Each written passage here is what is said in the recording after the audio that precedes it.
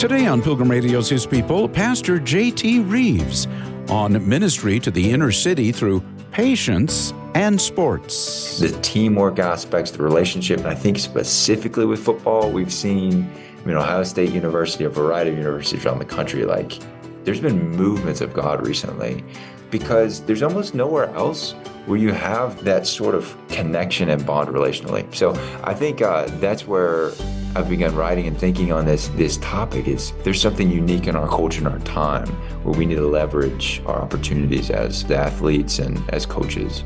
J.T. Reeves, next. Coming up, we'll find out how sports was used to reach inner city Birmingham, Alabama. J.T. Reeves serves at Radius Church in South Carolina, and he's written the piece, Sports Open Surprising Doors, the story of an inner city movement. Here's Spencer Dalkey. What inspired you to write this article and pursue inner city ministry?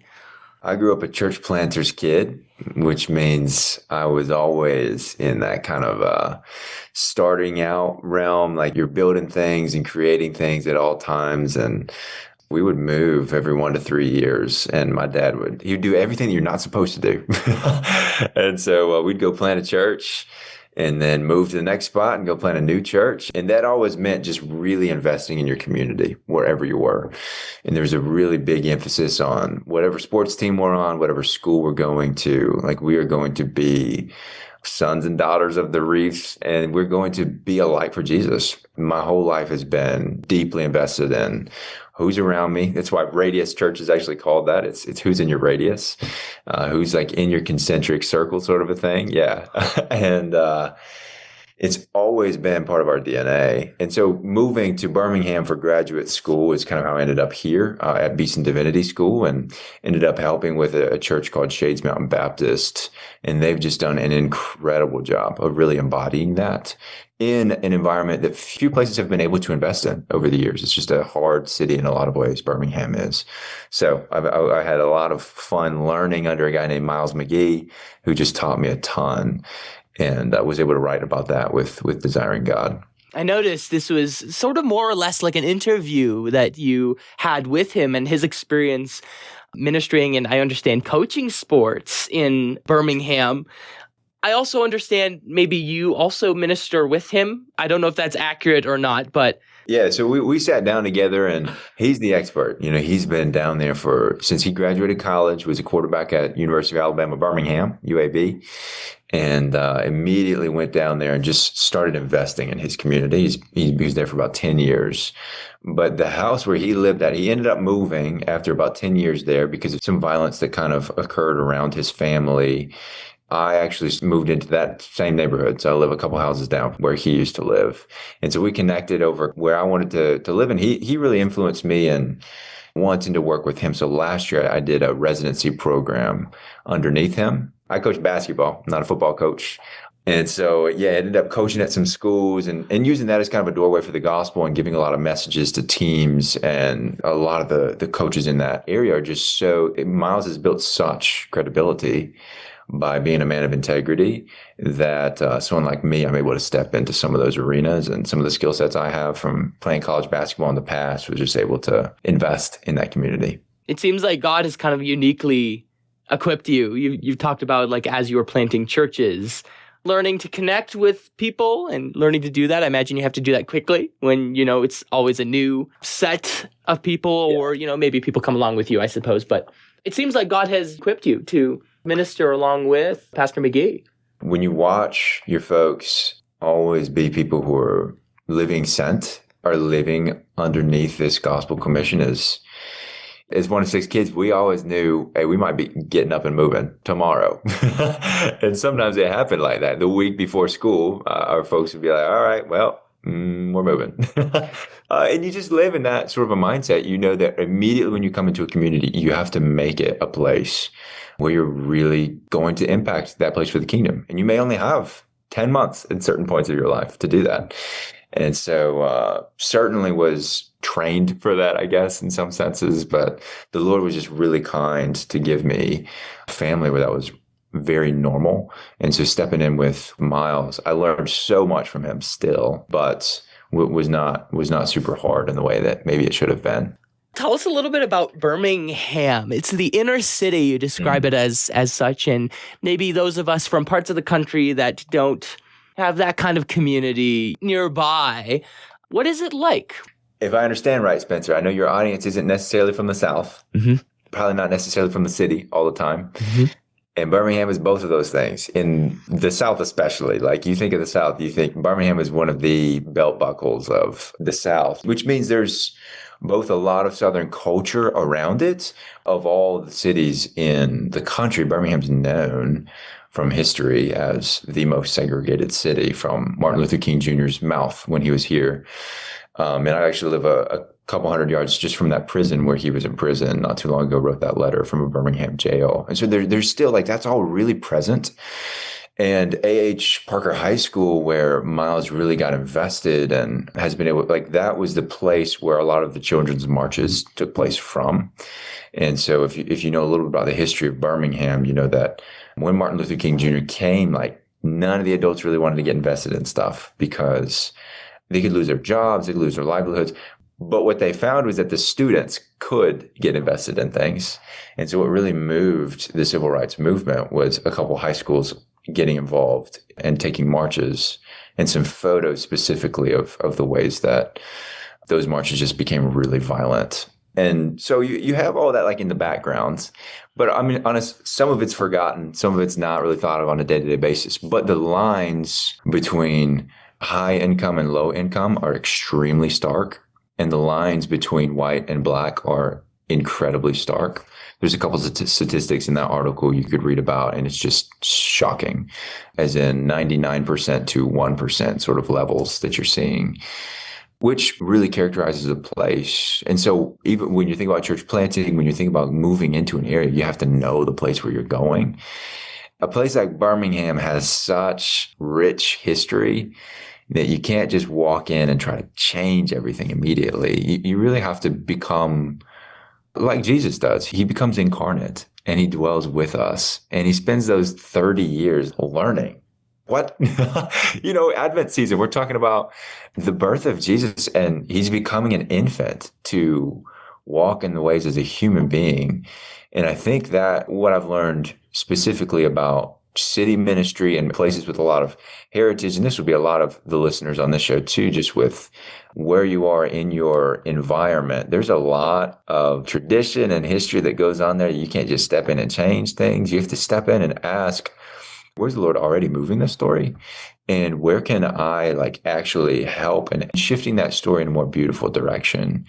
And so that's really what Miles has done so well. And I've learned a lot from that. You write a little bit too that these kids that you work with, that sometimes they have baggage, and I imagine they maybe have trauma, that sort of a thing. Is that mostly just kind of like the history of the white-black segregation, or is there family trauma too that these kids go through, or what kind of baggage do these kids that you work with carry around with them? That's been something that's been so humbling for me, coming from such a secure foundation. But yeah, Birmingham's one of the highest level of single parent homes in the country, top 5 in that category, and fatherlessness in particular is just rampant. And that has to do with its history, but it's a current reality. And that's much more the focus than sort of the systemic sort of idea. There's some stuff going on really right now that's just really hard. And guys on my basketball team, their brother gave them dope to smoke. They're 12. Or one of the 6th graders on our team, his cousin was shot and killed during the season. And you can just watch as his demeanor shifts. And he moves from someone that was brighter, and honestly, we had to get on him for being too goofy, unpracticed, to just changing into this darkness entered into his life. Those kind of things you don't get at the high school that I grew up at. And it's not even terribly abnormal for almost all of your players to be smoking or drinking something on your middle school basketball team, or several of your players experiencing homicides in their immediate or close to immediate family. And so starting to deal with that, and I come in and they don't just give me their full story immediately, but you start seeing things. And I truly, Spencer, I haven't been there long enough. I now work at this church in South Carolina, anticipating to kind of come on there soon. Miles has years and years of storytelling with that. But just from the short time I've been involved with these students, there are deep wounds and just a need for a true Heavenly Father and a true family, which has been shocking to watch, this hunger to get involved in the church, which is God's, not utter antidote in this life for all these problems, but it is a beautiful way that the Lord has actually created something to sustain all this brokenness, which requires us to enter into the sin and suffering of those places without running away from them, which traditionally has been what a lot of the churches in the South have done, is run away from some of the brokenness. And that just seems to be the opposite of what Jesus does in the scriptures. Well, my guest today is J.T. Reeves. He's a writer and teaching pastor at Radius Church in South Carolina, and the author of Sports Open Surprising Doors, the story of an inner city movement. I know for my own self, people I've interacted with before that have really hard growing up family life. When you're interacting with someone that have these sorts of unique challenges, it's hard to talk about it. And it's hard to know what to do with it, especially if you're trying to share the gospel with them and be like, well, there's a God who loves you. And it's like, but, all this evidence, maybe he doesn't, How do you navigate? I mean, in some ways, what I'm going to communicate is something that I haven't been able to follow through with, which is difficult. But I mean, the truth is, the reason that Miles and that this ministry as a whole has been so powerful in these students' lives is because you just come back the next day. I mean, that's really the best answer to that question, I think, in what I know so far, which is not much in some ways. But you just come back and you say, I'm still here with you, and I'm not scared of what's going on in your life. And I don't need anything from you. I don't need to hear your story right now to fix you up. But I want to hear your story because I want to know you. I love you. And I say that by being present with you day after day after day. And go, like a lot of our older guys, we have this mentorship program at our church. They just pull up to the practice. And that's all they do. They just come and they watch and they encourage. And the coaches like it because it actually gives some sort of accountability from home a little bit. And they're not being, they don't need to be the show. And they bring food sometimes. And that says so much that when they get in the car and they drive the guys home, maybe they might open up about something that actually happened that day. I think just being present. And then two, those minutes and hours when you don't have anything planned, but you're just in the car driving together or whatever it is. Those are the moments when something happens that you may not be expecting to happen. But some of these people just don't have anybody to reach out to. So if you become someone that sets up the precedent of, hey, I'm somebody who you can reach out to. Like I was just at a funeral of a horrible situation that took place. And one of the mothers of just some of our really awesome guys who've been baptized recently passed away really suddenly, actually going to her son's baptism. When we're there, the family themselves, they don't come to Shades. They don't know this church. What they knew and what they said from the front was, this is a church that does really well in tragedy. And we just knew that y'all would be here for us. And so we want to actually have this, funeral service at this church. And that is a way for the gospel to really enter in. Now you're the people that do the hard and the nitty gritty stuff that maybe other people don't want to do. And it is just ugly sometimes. And I don't know how to navigate most of this stuff, but you're just there. The Holy Spirit does the rest. It just kind of makes me think about how Jesus himself talks about the Pharisees are bad and oppressive shepherds. And he describes himself as a good shepherd. Would you shed some light on how you think we as Christians could interact with these kinds of people the way that Christ interacted with a broken world when he stepped in? We love to think about Jesus. I think there's a couple pitfalls that always take place with city ministry and really ministry across cultures. One is I expect you to be able to do X, Y, Z, or I expect you to have the same cultural assumptions about the way you pay attention to people, your manners, whatever it is. Therefore, I immediately write you off because you can't get it. or whatever. And I think that's often a place where we miss Jesus, and where the Pharisees, they have this sort of standard that they just expect everyone to accept their standard and go by what they're kind of communicating. And this standard that isn't even necessarily gospel. It's just what I know in my culture, and I think that's right. And so you actually miss the Matthew 5, the meek and the poor, and that you miss them because you've got this standard of individual that the meek and the poor can't stand up to. So I think there's that kind of starting point of when you enter in lowly, of Philippians 2, sort of, I'm here to serve you, I'm here to be humble, then everything else can kind of follow. There's another pitfall in wanting your ministry to grow, as in everywhere else in ministry. I mean, if I'm at my church preaching, whatever, like however I want to communicate, I can't force these guys or girls to want what I want them to want. I can't force them to make me the center of their life and make me their mentor or whatever it is. I can only open up the invitation and then be there day after day. And at some point I might be able to earn a little bit of authority. And I think there's a way to, we speak with authority as Christians. And so we speak the truth with authority. When I'm giving a Devo before, football game, I'm going to speak, I'm going to tell them what's what, and they don't want anything else than that. What I can't do is just expect that I have access to their life immediately. And it would be great if we had 100 people to do whatever. Instead, you just start with one, and you really care about that story and that person and that life that Jesus has created himself. And even at Jesus, he just was so not efficient sometimes.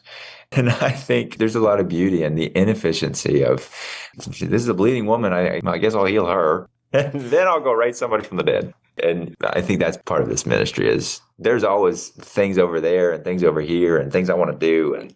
But here's the thing right in front of me, and I have to sit here with this in this moment. I've had interviews with other people before too about American culture at large is one of efficiency, which is in a lot of ways our country's strength. But like you're saying, spiritually, efficiency is not really how God operates. Are there ways that you think our listeners could start practicing inefficiency? Do you know what I'm saying? That's excellent. That's excellent. Yeah.